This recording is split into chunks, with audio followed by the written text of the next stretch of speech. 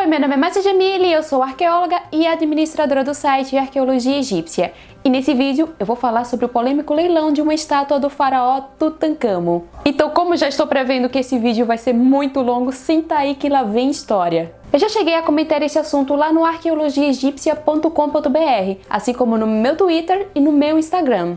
Mas fazendo um resumo da mutreta toda antes de entrar no tema do vídeo, no dia 4 de julho ocorrerá, ou ocorreu, eu não sei quando é que vai sair esse vídeo, o leilão de uma cabeça de quartzito marrom de cerca de 28 centímetros de altura, que representa o faraó Tutancâmon como deus Amon, divindade que era a padroeira de Tebas, atual Luxor. A peça está sob a guarda da Casa de Leilões Christie's e espera-se que ela seja vendida por mais de 4 milhões de libras. Porém, o governo egípcio acredita que essa peça trata-se de um contrabando e que ela foi furtada do templo de Karnak e retirada ilegalmente do país antes da década de 1970. E não é só o governo egípcio que acredita nisso não. O famoso arqueólogo Zahi Hawass disse que acredita plenamente que essa peça foi furtada. Vale lembrar que o Zahi Hawass foi ministro das Antiguidades, foi diretor do Supremo Conselho de Antiguidades, então, falando em arqueologia egípcia, se tem alguém que entende dessas coisas, é ele. Bom, a questão é que por conta dessa desconfiança, o governo egípcio está reunindo agora evidências para provar isso.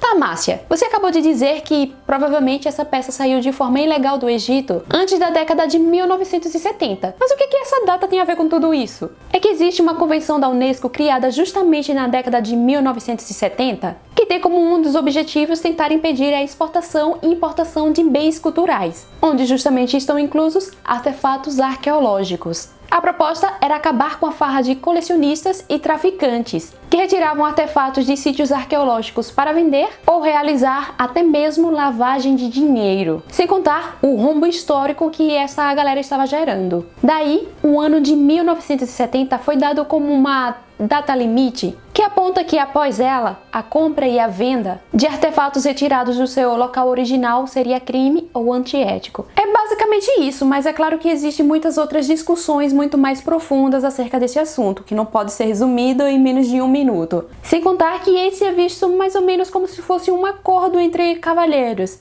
já que nem todos os países adotam esta convenção. Mas se vocês quiserem, pode até virar um assunto para vídeo. Somada a esta convenção, existe uma lei egípcia de 1983 que regula a posse de artefatos arqueológicos. Tá, mas voltando para a Casa de Leilões, pois bem, após a acusação do governo egípcio de que a peça teria sido contrabandeada antes de 1970, um porta-voz da Casa de Leilões disse o seguinte: não iríamos oferecer à venda nenhum objeto em que houvesse preocupação acerca de sua propriedade ou exportação. E complementou falando que o lote tinha sido adquirido de uma concessionária chamada Reis Hazer em 1985. Agora uma pausa aqui, porque ela será muito importante para que vocês possam acompanhar bem o vídeo. Esta é a lista de compra e venda do referido artefato de acordo com as informações da Casa de Leilões Christie's. O primeiro dono seria Prince Wilhelm von Thur Taxis. Eu espero seriamente estar falando o nome desse senhor corretamente. Bom, de acordo com a Christie's,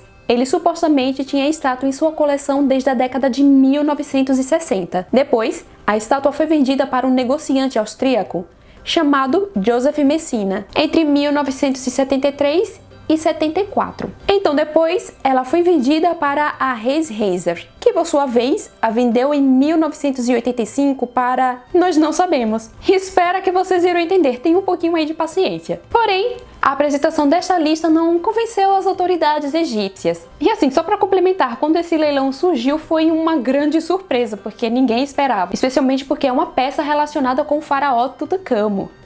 Quantas vezes vocês ouviram falar de leilões a ver com peças de Tutancâmon? Daí, seguindo a ordem normal das coisas, quando você vê uma suposta ilegalidade, você faz o quê? Faz um post sensacionalista no WhatsApp ou aciona a polícia? Chama a polícia, né? Aí agora o Departamento de Antifraudes do Ministério das Antiguidades do Egito está estudando os arquivos do leilão. E caso a desconfiança se mostre verdadeira, a Interpol será acionada. Certo, este é o resumo do que eu já falei lá no site e nas minhas redes sociais. Mas é agora que a situação se complica. Isso porque a revista Live Science realizou realizou uma pesquisa para tentar entender melhor toda a situação. E o primeiro ponto levantado pelo jornalista que assina a matéria é que a peça está sendo vendida por um proprietário anônimo através da Christie's. Daí a gente remete àquele quadro que eu mostrei há pouco, com a linha do tempo dos proprietários da estátua. Então, eles resolveram investigar sobre um dos proprietários, o Wilhelm. Mas como ele já está falecido, o repórter precisou conversar com amigos e familiares dele. Bom, a questão é que tanto uma sobrinha dele, assim como um filho dele, afirmaram para a revista que o Wilhelm, ele nunca foi dono dessa estátua e que ele não tinha interesse em arte antiga. Aliás, por nenhum tipo de arte. Porém, a sobrinha disse que o dono da estátua poderia ser um primo dele, o príncipe Raimondo Torre e Torso, já que ele colecionava antiguidades. Porém, o Raimondo também está morto. Então a família, através de um porta-voz, disse que a estátua também não era dele. O repórter até procurou uma egiptóloga que estudou a peça no passado. E ela disse que até recentemente ela não tinha ouvido falar que a estátua pertencia ao Wilhelm, e sim a Reiser. Então, óbvio, o repórter foi procurar a casa de leilões para saber o lado dela. E ela afirmou que tanto o filho como a sobrinha de Wilhelm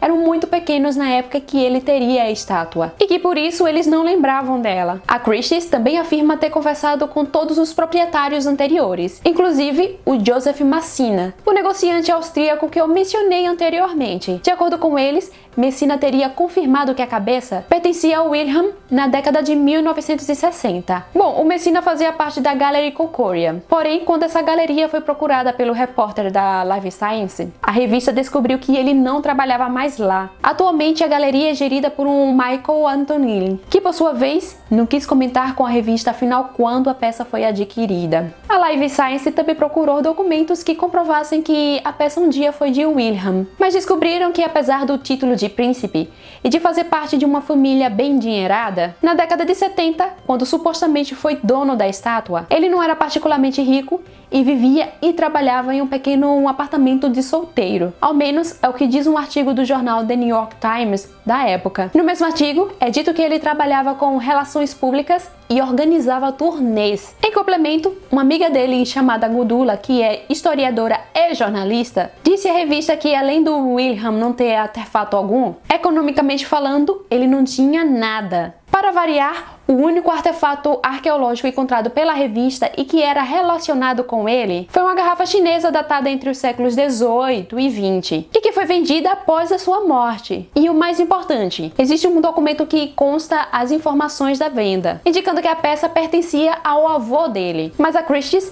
jura que a estátua de Tutankhamon pertencia a Wilhelm e falaram que estão reunindo os documentos necessários para provar isto, alegando que tem acesso às memórias não publicadas dele. Entretanto, a Live Science não conseguiu obter tais memórias. E ainda de acordo com a Christie's, a escultura poderia ter sido passada por seus ancestrais. O problema é que a revista também averiguou isso.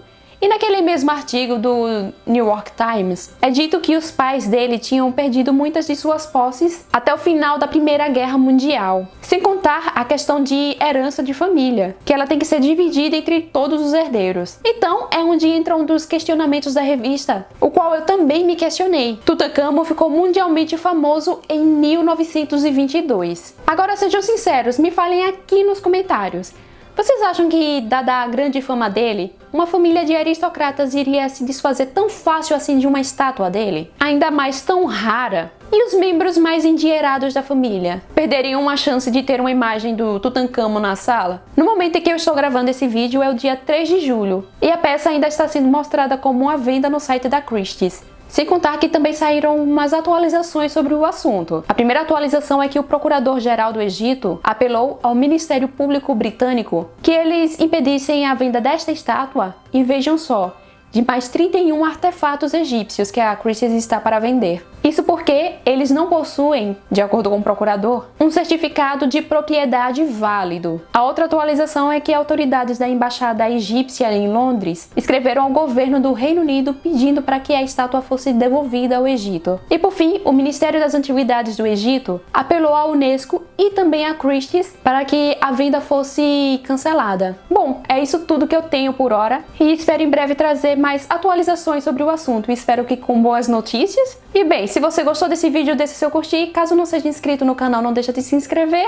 E caso queira ser o nosso apoiador, seus R$ 5 mensais podem ajudar muito esse canal. Vou ficando por aqui e até mais!